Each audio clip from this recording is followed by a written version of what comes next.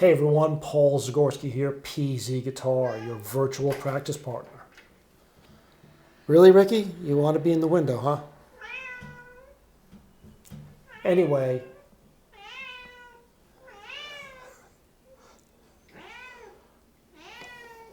take two. Hey everyone, Paul Zagorski here, PZ Guitar, your virtual practice partner. And today we're going to have episode 2 of our guitar theory set of sessions. Today we're going to be concentrating on scales and keys. And we're not going to talk about every single scale.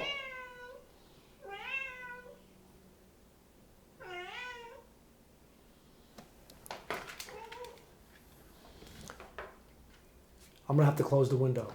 Hey everyone, Paul Zagorski here, PZ Guitar, your virtual practice partner.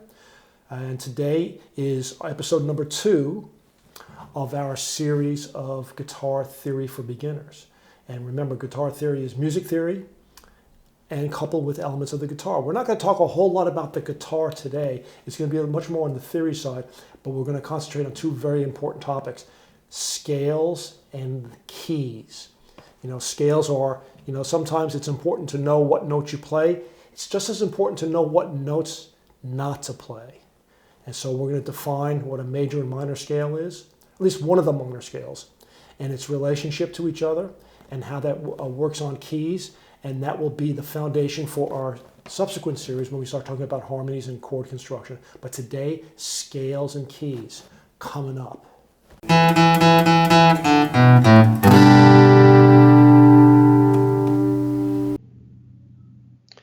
Hey everyone, Paul Zagorski here again with another episode number 2 of our basic music theory for beginners. Today we're going to concentrate on scales and keys. So let's go.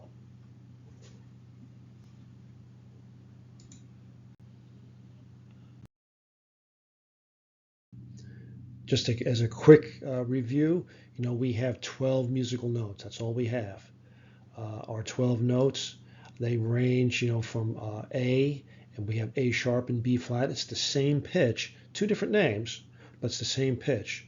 So all of these in green is 1 octave. 1, 2, 3, 4, 5, 6, 7, 8, 9, 10, 11, 12. And then we do a rinse and repeat, and we have another octave worth of 12 notes. So we go from, A to the G sharp A flat, and then we repeat again A over to G sharp E flat, and we repeat over here again. So let's explore the major scale to begin with. So previously, in lesson 1, we had we just did a recap of 12 notes. There are 7 lettered notes. Those are the natural notes.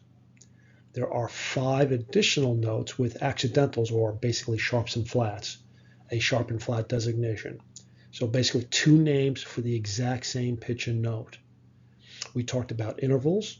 The half step, or the semitone, is being very important. We talked about the whole step, which is a tone or 2 half steps. A half step is 1 fret on the guitar. A whole step is 2 frets on the guitar. We talked about some other intervals. Just mention them. There's minor seconds, perfect fourths, perfect fifths, octaves, major sevenths. There's a number of them. But for right now, the most important one is octave, and the intervals semitone and tone. We also talked about the notes on the fretboard. We named the strings, as well as, since we now know the interval of all the notes, we can now name the notes on the fretboard, at least rudimentarily. So let's start off with our first scale. We're going to do the C major scale. Major scale is just a name. There's nothing more. It's just a name. And I arbitrarily picked the starting note of C. And so you'll see up here, we have this interval pattern. This is the pattern for the major scale. Whole step, half, whole, half. Just got to remember that. It's a very important pattern. So here we're starting off on the note C. We do a whole step and now we land on D. We do another whole step when we land on E. Now we just do a half step. And between E and F is a natural half step, so there's no in-between note, so we go to E to F. Now we do 3 consecutive whole notes. F to G, G to A to B. 1, 2, 3, 4, 5, 6, 7. 7 notes, that's our scale. One more half step brings us back to our starting note, different octave, but we start back up for a rinse and repeat if needed. But these are the notes that make up the C major scale. C, D, E, F, G, A, B. 1, 2, 3, 4, 5, 6, 7. So we're done. There's no sharps. There's no flats. These are all natural notes. This is the only major scale that has that property. No sharps, no flats. That's an important thing to know.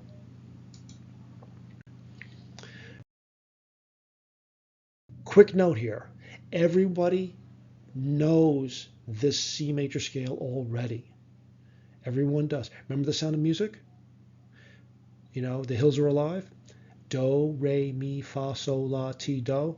That's the C major scale in disguise.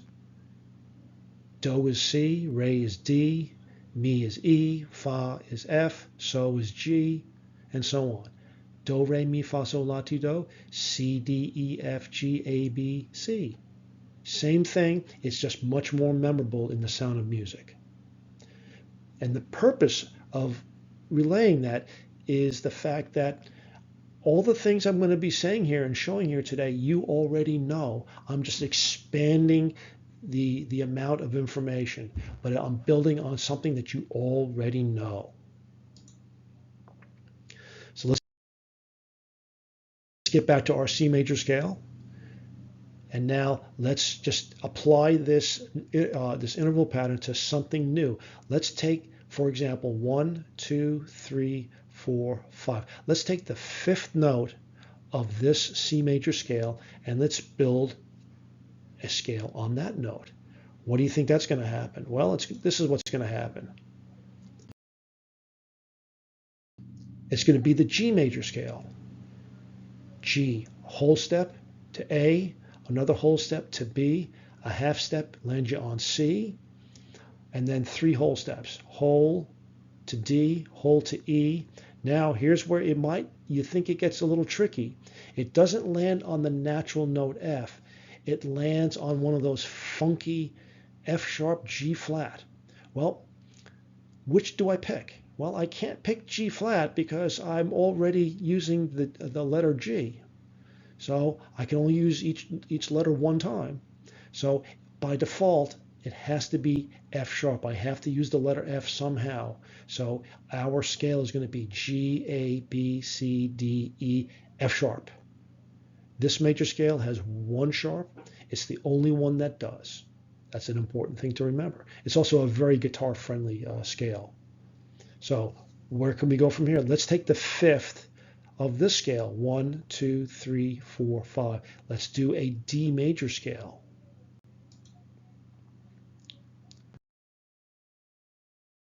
Here's our D major scale. Here we go. D, whole step to E, whole step, automatic, hey, brought us back to F sharp. And then a half step to G, A, B. Oh, here's another sharp and flat. I can't use D because we're using the D scale already. So this has to be a C sharp. One more half step brings you back to D. So for a rinse and repeat, so that you can repeat this sequence once again. So the D major scale has 2 sharps, the F sharp from previously and the brand new sharp, C sharp. If we do this one more time, A scale, A major scale, has 3 sharps. It has the F sharp from the G from the first scale. It has the C sharp from the next one, and now brand new one, G sharp. So it has these 3 sharps, and you can continue to do this, picking the 5th note out of this sequence, and you could ever increase the number of sharps that you get in the scale. So let's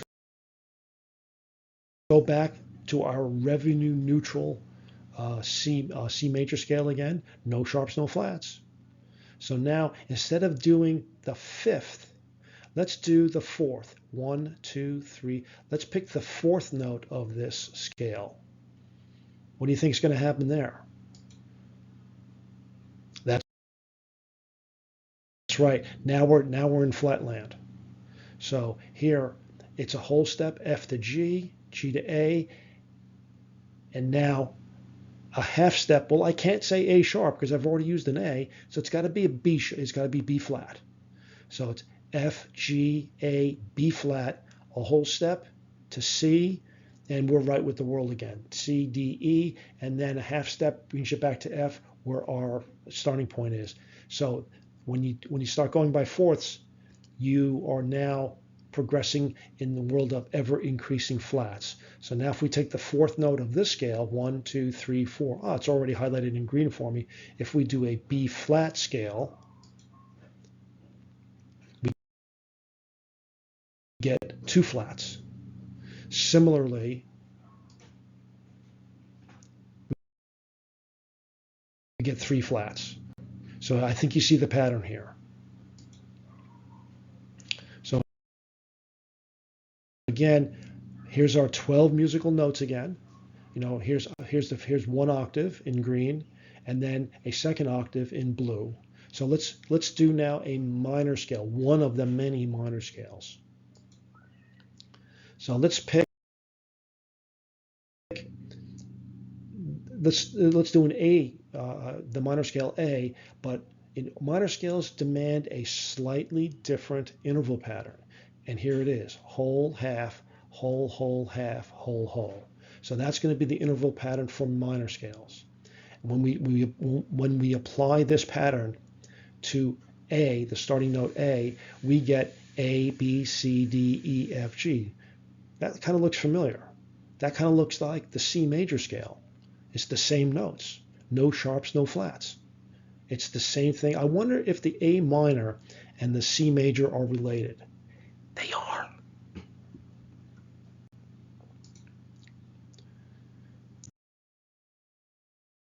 Taking the fifth of the previous scale gets us to E minor, and again, 1 sharp.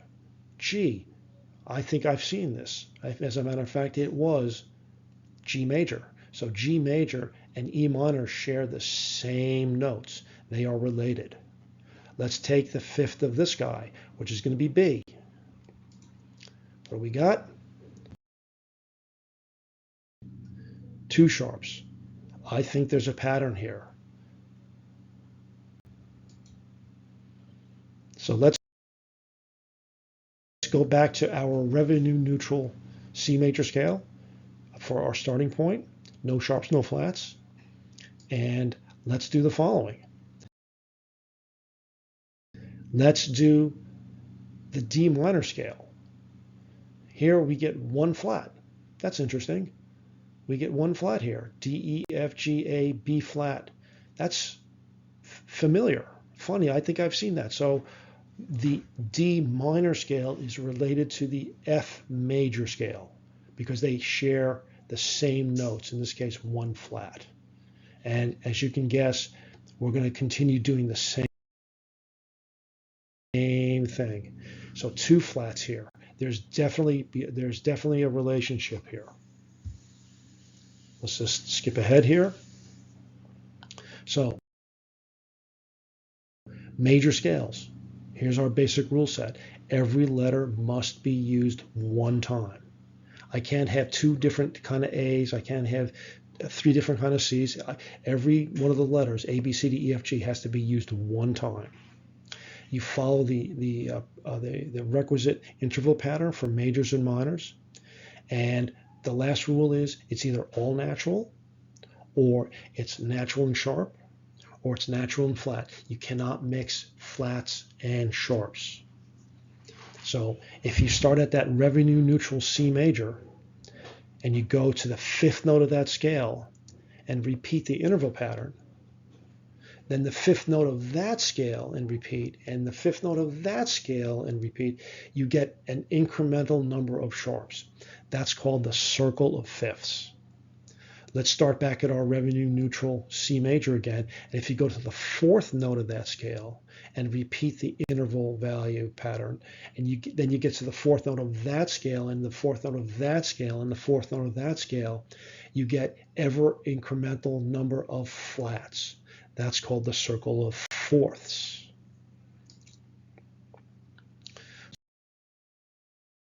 So major and minor scales. In this so far, I've hinted at the relationship between major and minor. There are definite relationships between a major scale and a minor scale, where there will always be a major scale and a minor scale that share the same notes. I also hinted at the number of sharps and flats and how we can create them by doing the fifth or the fourth of the previous scale. It's called the circle of fifths and the circle of fourths. Here's a diagram. So on this diagram, I think the important thing here is to know is that it exists. You don't have to memorize it now, but I think it's important to understand that at C major, which is at 12 o'clock here, there's no sharps, no flats. It's C major. Its minor equivalent is A minor. If I go in this direction, if I go counterclockwise, which is in an age of digital watches, I don't think, does anyone actually have watches that have sweep second hands and things? If you go in this direction, that's actually clockwise, excuse me. This is clockwise. C to G to D to A to E and to B, that's increasing numbers of sharps.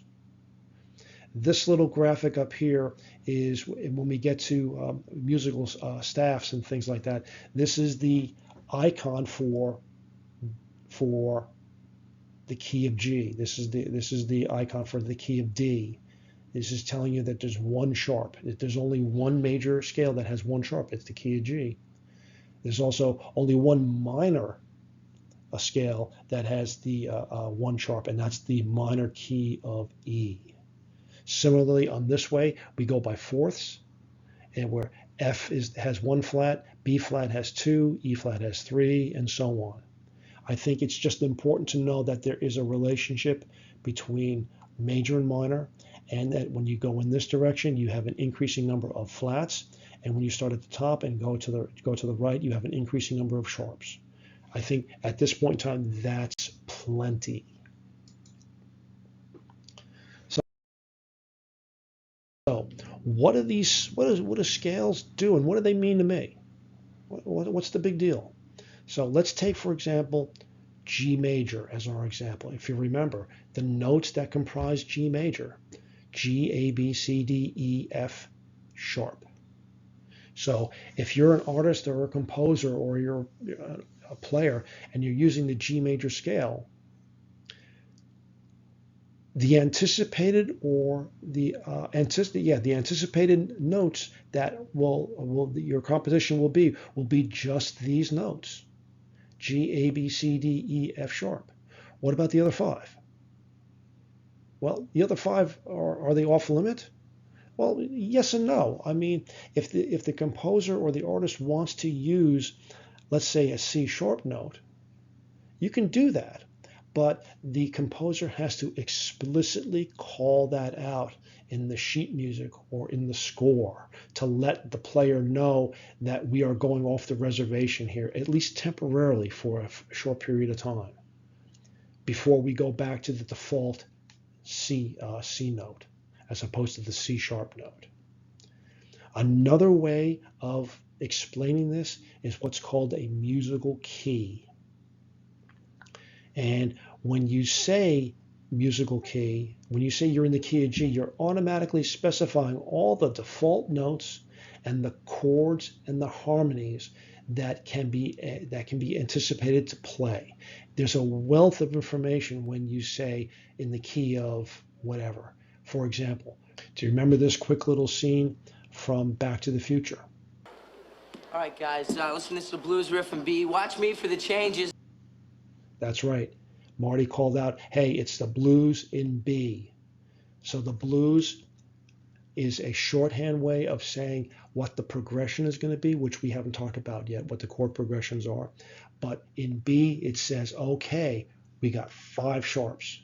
The key of B major is 5 sharps. So that tells you what chords will be part of what chords we're going to be playing in the key of B. It's a very, very powerful thing to say what key you're in. It's not necessarily important that you know the intricacies of the keys, but to know when people say it's in the key of G or it's in the key of F, that, okay, there's different notes to be played as part of the default. And that's all.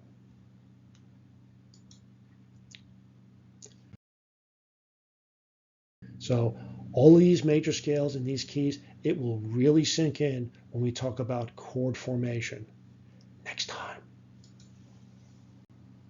So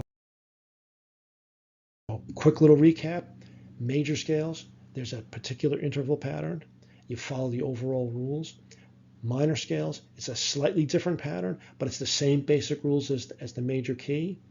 The major scales and the minor scales, there is a relationship between those two. The C major scale and the A minor scale use the exact same notes. The relative minor of C is A minor, and vice versa. The relative major of A minor is C. There are many, many other scales besides major and minor, but you know what? For now, that's plenty. There's a sequence of scales or keys that denote the increasing number of sharps or the increasing number of flats. And there's a shorthand way to let the player know what to expect, what kind of chords, what kind of harmonies, what kind of notes, what kind of melodies. It's called a musical key.